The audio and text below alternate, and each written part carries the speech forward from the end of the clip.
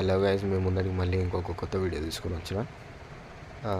ఈ వీడియో మీరు చేసుకోవాలంటే ఫస్ట్ పిఎన్జీ టైప్ ఫొటోస్ చేసుకోవాలి. పిఎన్జీ టైప్ ఎలా చేయాలో నేను ఆల్రెడీ ప్రీవియస్ వీడియోలో చెప్పాను, ఒకసారి వెళ్ళి చెక్ చేసుకోండి. డిస్క్రిప్షన్లో లింక్ ఇచ్చాను, లింక్ ఇవ్వగానే మీరు ఇంపోర్ట్ చేసుకోండి.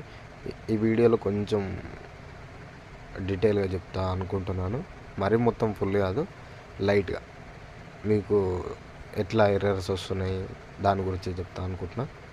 First elite motion app open చేద్దాం.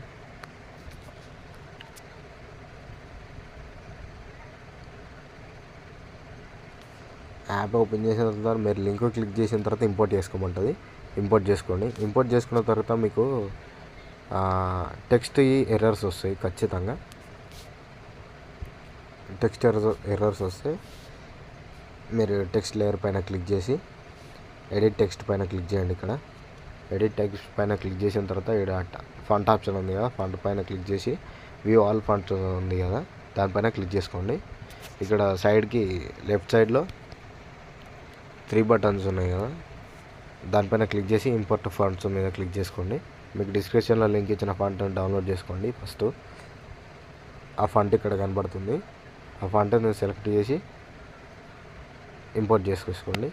పైన స్క్రోల్ చేసిన తర్వాత ఇక్కడ మీకు ఫాంట్ కనబడుతుంది, ఆ ఫాంట్ పైన క్లిక్ చేయండి. ఇక్కడ రైట్ మార్క్ ఇచ్చేసుకోండి.